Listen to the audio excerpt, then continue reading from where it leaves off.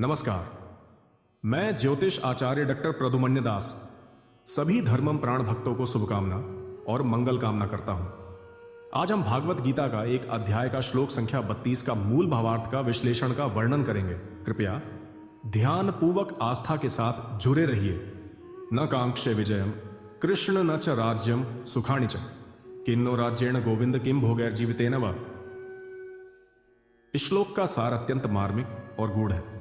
यह भगवत गीता के अध्याय 1 अर्जुन विषाद योगे का एक प्रसिद्ध श्लोक है, जहां अर्जुन युद्ध भूमि में भगवान श्री कृष्ण से अपने मन की व्यथा व्यक्त करते हैं।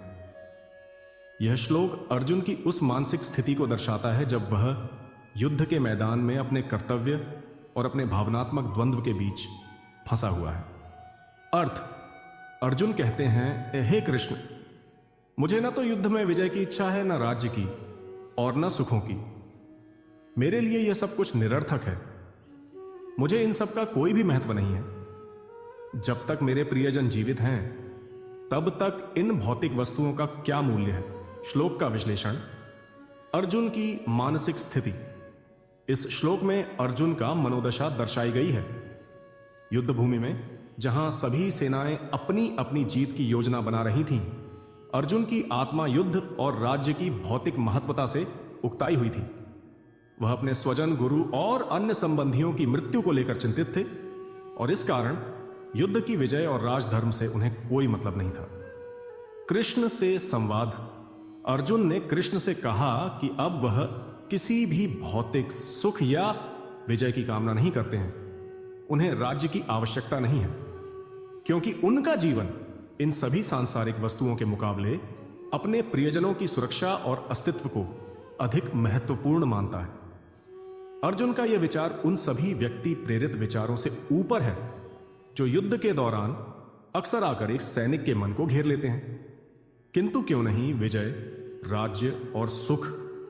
अर्जुन का यह प्रश्न परखता है कि क्या यह संघर्ष और विजय केवल भौतिक लाभ के लिए है? यदि राज्य और भोग ही जीवन का उद्देश्य है, तो क्या हम उन वस्तुओं के लिए अपनी आत्मा, अपने संबंधों और अपने धर्म का उल्लंघन कर सकते हैं? अर्जुन इस युद्ध में शामिल होने को आत्मा के कल्याण, धर्म और शांति से जोड़ते हैं, न कि केवल भौतिक संपत्ति से। शास्त्रों और जीवन के उद्देश्य से साक्षात्कार। यह श्लोक भगवत गीता के गहरे दर्शन से जुड़ा हुआ है। जीवन का वास्तविक उद्देश्य भौतिक वस्तुओं में न होकर आत्मिक शांति, धर्म और मोक्ष में होना चाहिए। अर्जुन का यह विचार उस बोध को दर्शाता है जो व्यक्ति को अपने कार्यों में केवल भौतिक सुख की प्राप्ति के बजाय धर्म, सत्य और आत्मा के वास्तविक उद्देश्यों की ओर प्रवृत्त करता है। कृष्ण का उत्तर जो बाद में दिया जाता है। इस श्लोक के बाद श्री कृष्ण अर्जुन को यह समझाते हैं कि युद्ध करना और धर्म के मार्ग पर चलना ही उनका कर्तव्य है। भले ही युद्ध में विजय या राज्य की कोई महत्वता न हो, लेकिन जीवन का उद्देश्य है सही कार्य, धर्म और उद्देश्य की प्राप्ति। कृष्ण अर्जुन को कर्मयोग की शिक्षा देते हुए यह स्पष्ट करते हैं कि जो कार्य हम करते हैं वह धर्म, समर्पण और ईश्वर की इच्छा से जुड़ा होना चाहिए, न कि केवल व्यक्तिगत लाभ से। मानव जीवन की सत्यता। इस श्लोक में जीवन के वास्तविक उद्देश्य और साधना की ओर संकेत किया गया है। हम भौतिक सुख, राज्य और विजय की कामना कर सकते हैं, लेकिन अंततः जीवन का वास्तविक उद्देश्य आत्मा का शुद्धिकरण और सत्य की प्राप्ति होना चाहिए। अर्जुन का यह कथन उस सत्य को प्रकट करता है कि भौतिक सुखों की क्षण भंगुरता और मृत्यु की अपरिहार्यता के बीच केवल ईश्वर की उपासना और अपने कर्तव्यों के प्रतिनिष्ठा ही वास्तविक सुख और शांति प्रदान करती है। यह श्लोक भगवत गीता के पहले अध्याय अर्जुन विषाद योग से लिया गया है। इसमें अर्जुन युद्ध भूमि में श्री कृष्ण से कह रहे हैं कि उन्हें न विजय की, न राज्य की और न ही सुखों की कोई कामना है। वह प्रश्न करते हैं कि जब अपने ही स्वजन युद्ध में मारे जाएंगे तो राज्य, भोग और जीवन का क्या लाभ? नीचे इस श्लोक पर सामाजिक, व्यक्तिगत और नैतिक, नीतिक दृष्टिकोण से संक्षिप्त विचार प्रस्तुत हैं।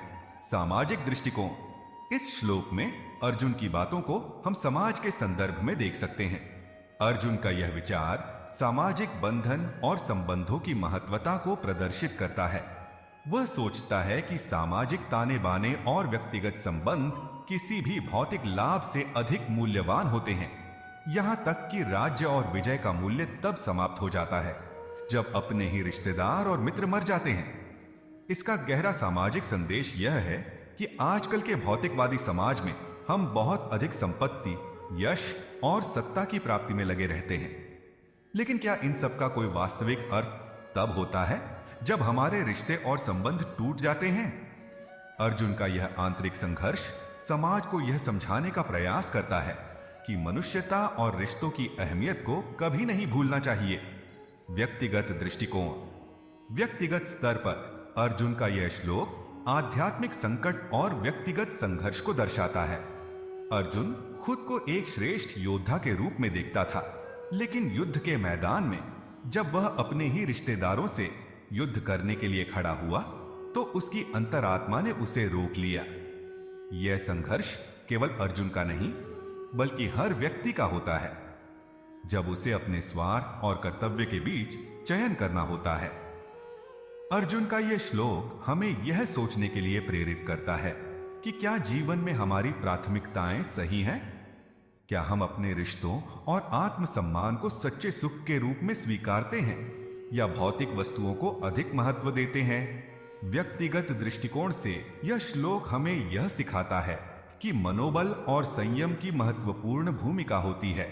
अर्जुन का यह विचारशीलता और द्वंद्व यह बताता है कि हम जीवन में अपने फैसले सोच समझ कर लें, क्योंकि व्यक्तिगत संघर्ष और मनोबल ही जीवन में वास्तविक सुख और संतुलन बनाए रखते हैं।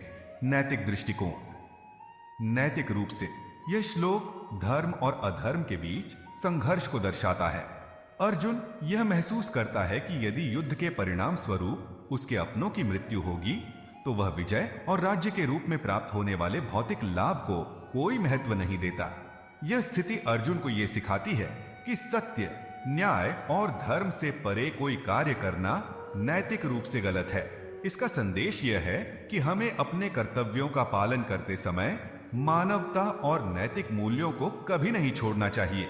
यदि कोई कार्य हमें अपने आत्मियों के दुख और पीड़ा का कारण बनता है तो उसका परिणाम चाहे जितना भी भौतिक रूप से उत्तम क्यों ना हो, वह नैतिक रूप से गलत होता है।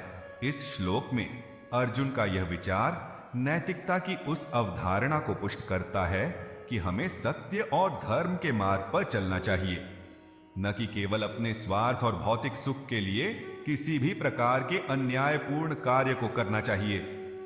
नैतिकता और धर्म हमें जीवन के मार्ग पर मार्गदर्शन देते हैं और यह सुनिश्चित करते हैं कि हम जो कार्य करें वह समाज और व्यक्तिगत जीवन दोनों के लिए सकारात्मक हो।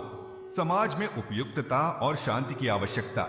इस श्लोक से एक और गहरा संदेश यह मिलता है कि एक समाज में शांति और सामाजिक समरसता बनाए रखना सबसे महत्वपूर्ण है। अर्जुन का यह चिंतन हमें यह याद दिलाता है कि सामाजिक संबंधों का मूल्य तब तक समझ में नहीं आता जब तक हम उन्हें खो नहीं देते। यदि समाज में युद्ध, हिंसा या अन्य कोई विध्वंसक कार्य किए जाते हैं तो यह न केवल भौतिक नुकसान पहुंचाता है बल्कि आत्मीय रिश्तों और समाज की सामूहिक भावना को भी आहत करता है। अर्जुन के शब्दों में सामाजिक स्थिरता और शांति की आवश्यकता का स्पष्ट संदेश है। विजय और राज्य प्राप्ति के बाद अगर समाज में बिखराव हो तो क्या इसका कोई वास्तविक मूल्य रह जाता है? यह सवाल हमें यह सोचने पर मजबूर करता है कि सामाजिक एकता और शांति समाज की सबसे बड़ी संपत्ति होनी चाहिए, क्योंकि यही जीवन को समृद्ध और संतुलित बनाती है। निष्कर्ष। इस श्लोक का सामाजिक, व्यक्तिगत और नैतिक विश्लेषण हमें जीवन की गहरी समझ प्रदान करता है। अर्जुन का यह द्वंद्व हमें यह सिखाता है कि भौतिक सुखों और संपत्ति की प्राप्ति का कोई मूल्य तब तक नहीं होता जब तक व्यक्तिगत संबंध और नैतिक कर्तव्य सही मार्ग पर न हो। सामाजिक समरसता, धर्म और मानवता को हमेशा प्राथमिकता देनी चाहिए, क्योंकि ये हमें असली सुख और शांति की दिशा में मार्गदर्शन करते हैं। अर्जुन का यह आंतरिक संघर्ष आज के समय में भी प्रासंगिक है, जहां हम अक्सर स्वार्थ, विजय और संपत्ति की दौड़ में अपने मूल्यों और संबंधों को नजरअंदाज कर देते हैं। हमें यह समझना चाहिए कि असली विजय और सुख संतुलन और मानवता में ही है। न कि केवल भौतिक संपत्ति में। संक्षिप्त निष्कर्ष, निष्कर्ष, भाव और शिक्षा। यह श्लोक अर्जुन की उस आंतरिक पीड़ा और मानसिक संघर्ष को दर्शाता है जो एक सजग, संवेदनशील और धर्मनिष्ठ व्यक्ति अपने कर्तव्य और आत्मीय भावनाओं के बीच अनुभव करता है। युद्ध भूमि में खड़े होकर अर्जुन को यह अनुभव होता है कि यदि युद्ध का मूल्य अपने ही सगे संबंधियों की मृत्यु है तो उस विजय, राज्य और सुख का कोई महत्व नहीं। वह पूछता है, जब मेरे प्रियजन ही न रहें तो राज्य और जीवन का सुख किसके लिए? इस श्लोक से यह निष्कर्ष निकलता है कि भौतिक उपलब्धियां अर्थहीन हो जाती हैं यदि उनमें अपनेपन, करुणा और मानवीय संबंधों की भावना न हो। कर्तव्य का निर्णय केवल बाहरी धर्म जैसे युद्ध से नहीं बल्कि आंतरिक विवेक और करुणा से होना चाहिए। यह श्लोक मनुष्य को स्वधर्म, करुणा और विवेक के संतुलन का बोध कराता है। जीवन में सच्चा सुख केवल संपत्ति या सत्ता से नहीं बल्कि संबंधों, नैतिकता और आत्मिक शांति से आता है। यह श्लोक आज के समाज के लिए भी अत्यंत प्रासंगिक है, जहां हम अक्सर सफलता की दौड़ में रिश्तों, नैतिकता और करुणा को पीछे छोड़ देते हैं। इस प्रकार अर्जुन के मुख से निकले ये वाक्य केवल शोक की अभिव्यक्ति नहीं है, अब बल्कि वे जीवन दर्शन, नैतिक विवेक और धर्म का आत्मचिंतन है। यह श्लोक हमें आंतरिक रूप से जागरूक करता है कि जीवन में निर्णय केवल परिणाम पर नहीं बल्कि उसके नैतिक मूल्य और समाज पर प्रभाव के आधार पर होने चाहिए। अर्जुन के इस श्लोक में भगवान श्री कृष्ण से यह आग्रह किया गया है कि भौतिक सुखों और विजय के पीछे का प्रयास निरर्थक है जब तक कि व्यक्ति अपने कर्तव्यों और आत्मा के उद्देश्य को पहचानता नहीं है। यह श्लोक जीवन के उच्चतम सत्य की ओर संकेत करता है कि जीवन का उद्देश्य केवल भौतिक संपत्ति, सुख और विजय प्राप्त करना नहीं है बल्कि आत्मा की शुद्धता, धर्म का पालन और भगवान के साथ संबंध की स्थापना है। अगर इस भागवत गीता जी की श्लोक की वर्णन से आपको संतुष्ट मिला तो वीडियो को लाइक, शेयर और सब्सक्राइब करें। धन्यवाद।